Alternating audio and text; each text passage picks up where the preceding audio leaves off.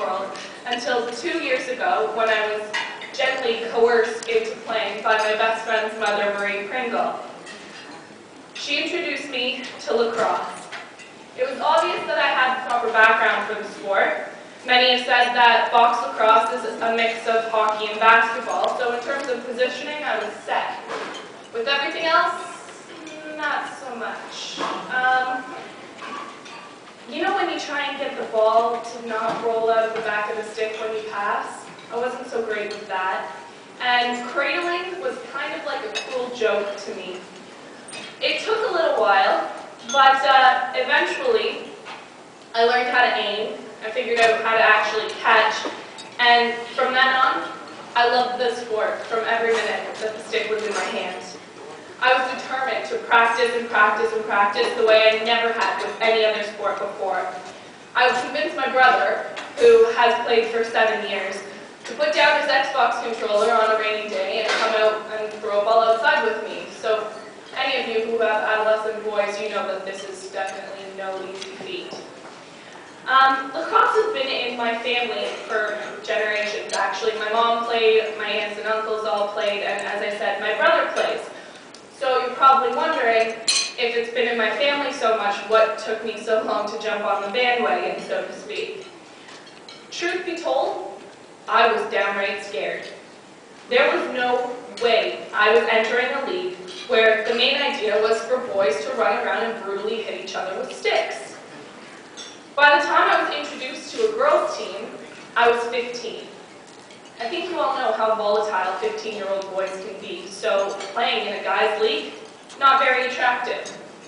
But needless to say, as soon as I found out that I could pursue the sport in an all-girls setting, I was much less intimidated and even a little bit excited. In my first game ever, I scored my first goal ever. And I think that's basically what did it. I threw myself into the sport. After a lot of practice, I was able to pass on my knowledge and teach a team of my own. My friends from my own team have become some of my closest friends ever. We had sleepovers, we hang out all the time, and basically eat, sleep, live, breathe lacrosse. My only problem when I first started out was that I was still playing other sports, and one of these was rep soccer. I was on a very high caliber rep soccer team, but truth be told, it conflicted with the sport that I loved too much. So last season, I dropped soccer. Even though I had played since I was 5 and been competitive since I was 12, I haven't regretted it yet. By quitting soccer, I had the chance to pursue the girls' field teams through connections with our Burlington girls' box teams.